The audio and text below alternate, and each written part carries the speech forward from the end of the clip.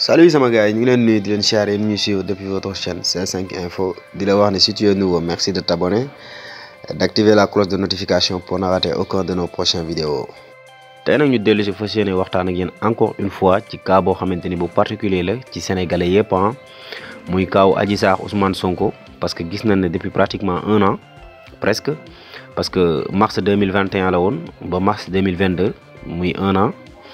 yoo xamante ne bii dossier bi mi ngi en cours de traitement ba tey la justice sénégalaise n'a pas encore tranché. moo tax ñu ñëwaat ak yéen nag indi quelques éclaircissements ci mbir mi ak dossier bi fan la tollu ba nga ni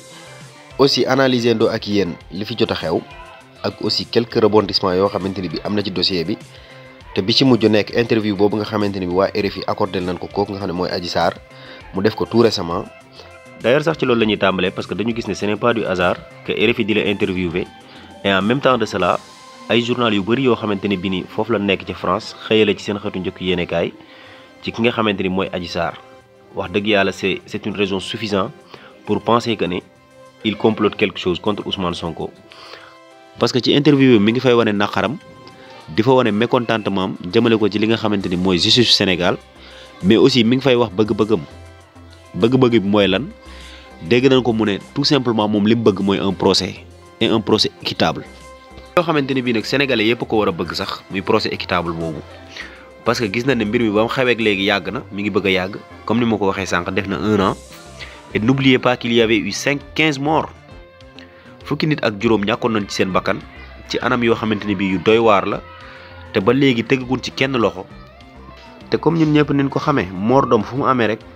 dina war a am forcément ñoo xamante ni bii ñooy les coupables et les coupables devront payer mais aussi même bu dul loolu sax. war nañoo dem jàkkaarloo ko juge ba mu seetal Ousmane Sonko wecc ci lii mu koy taqal wala boog moom Adji Sarr mu génne ay preuves yu leer nañ yu wane ne carrément que ne Ousmane Sonko moo ko violé. parce que gis nañ ne boobu ba léegi amul benn preuve bu tegu ci table bi bu ñu teg ñoom boo xamante ni bii nii wax dëgg yàlla mi ngi justifier li ñuy wax wala boog mi ngi dëggal li ñuy wax ndax viol bu amee ñaari mbir la juge bi di saytu muy matérialité des faits ak imputabilité des faits matérialité des faits mooy est-ce que oui ou non viol am na. te loolu lenn ko mën a certifié wala boog lenn ko mën a firndeel mooy certificat médical bi et bien le certificat médical révèle que kii violé wuñ ko ci heure yi ñuy wax wala boog violé wuñ ko sax ba pare te dafa am benn incohérence bu am ci certificat médical boobu ak li nga xamante mooy Adji Sarr li mu waxoon ndaxte kooku di Adji Sarr dafa waxoon ne moom c'est la première fois ñu koy tëddee bi ñu ko njëkkee déglu foofu nga xam ne mooy gendarmerie mais certificat médical bi dafa révélé que ne défloration ancienne am na ci muy loo xamante ni bi kii bañ ko dalee tëddee yàgg na donc muy loo xam ne benn contradiction la boo xamante ni bii nii ce n'est pas du tout normal ngay jéem a gëmloo sénégalais yi que ne kii dañ laa violé alors que ne yow xam nga ne yàgg nañ la tëddee. deuxième mbir mi nga xamante ni moom la juge bi di saytu mooy imputabilité des faits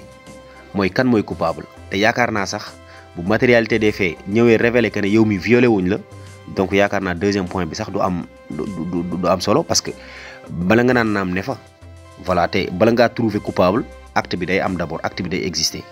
te ñun ñëpp gisoon nan jamono jooju nam demee woon ak wax dëgg yàlla procès bi niñ ko médiatiser franchement parler muy loo xam ne lu doy waar la politiser ko ba nga xamante ni bii nii ñëpp xam na ne lii nii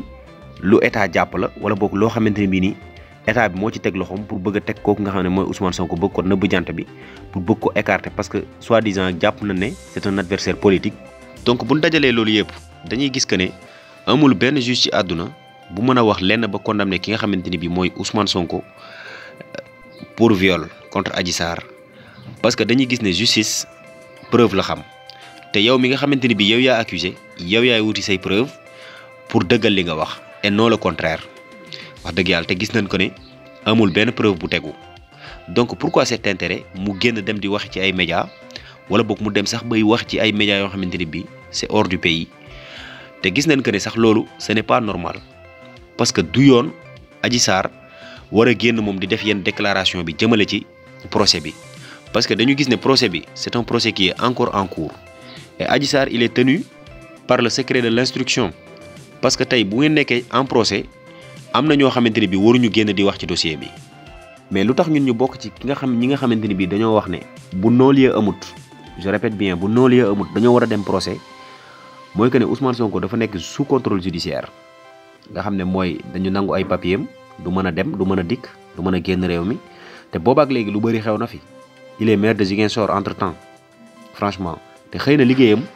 dana toll foo xamante ni bii ni dana ko laaj muy voyager muy génn di dem ak a ñëw donc c'est obligatoirement nécessaire que mu jotaat ci yenn ci ay papiers am wala boog mu amaat sax liberté totale mu leer ko ne moom mi amatul affaire ak justice amatul affaire ak yoon parce que yoon dafa compliqué te état dafa bëri doole surtout ci mim réew te mën nanoo jaare fu ne ba xoqatal la mën nanoo jaare fu ne ba yàqal la te ku mel ni Ousmane Sonko ak li muy représenté ci réew mi peut-être ak li muy aspiré à nekk ko xëy na ce serait mieux pour lui mu dem procès bu non-lieu amut jéem a setal boppam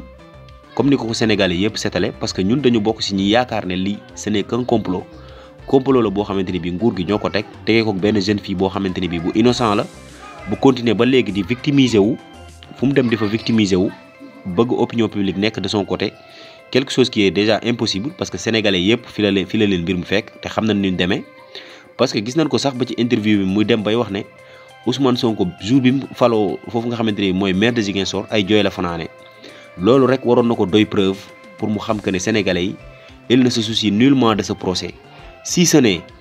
pour voir Ousmane Sonko libre et acquitté. mais aussi gis nañ ko muy naqarlu aussi di wane njàqareem dem ba ci ne sax moom bu tëddee guddi du nelaw wala boog dem na ba mënatut a génn ràññeerlu boppam nit ñi di ko xàmmee parce que seulement il a peur des représailles ak yu demee noonu mais tey ñun dañu jàpp ne loolu moom moo ko teg boppam loraale ci sénégalais yu bëri te moom bu jotee ci loolu dafa war a sant yàlla. parce que tey jii am na ay waajur ay rak ay mag ay xarit ay andi jàmm ñuy jooy seeni doom ba léegi te noppeeguñu ku ci mel ni Pape Sidi Mbaye ku ci mel ni Cheikhouna Ndiaye Alassane Bari Mansour Thiam Cheikh Wade ñooñu ñëpp ci épisode boobu lan faatoo te ba léegi seenug dee mujjut fenn amul benn coupable bu mu ci jàpp traité devant la justice. te yow nga waral loolu yëpp te tu ne t'es pas retrouvé derrière les barreaux ba pare nga am audace RFI interviewé la ngay wax dëgg yàlla jëmale ci réew mi dem bay tudd insécurité bu am ci réew mi wala boog dem bay naqaru li nga xamante ni bi yow génn goo mënatut a génn wala ràññeerle gu la mënatut a ràññeerle ndaxte ragal nga nit ñi di la xoolee beneen bët wala nit ñi di la kiyee beneen bët alors que am na ñoo xamante ni bii ñoom dee nañ bu yàgg te kenn waralu ko kudut yow seeni mbokk di leen di jooy et c'est resté impuni te c'est presque sûr et certain à 80% que ni ñooñu noonu tey seenug dee du mujj fenn muy loo xamante ne bii lu ñuy ñaawlu la mais aussi dañuy wax Ousmane Sonko aussi mu nekk ci ay gardam parce que lii complot lay bëgg a nuru parce que RFI média wu France la te ku ne xam na France ni mu demee ak Sénégal ak France aussi ni Ousmane Sonko demee ak ñoom wala boog gis-gis bi Ousmane Sonko am ci France waa France ak nekk gi nekk ci suñu réew mi te nëbbu ko kenn te aussi il faut pas oublier que Ousmane Sonko aussi il aspire à devenir li nga xam ne mooy président de la République te peut-être ça ne serait pas dans l'intérêt de la France donc na jéem a jublu ci boppam jéem a moytu lu bëri wattandiku lu bëri tey sóor lu ñëwagut lii la leen indiloon tey seen chaîne C5 Info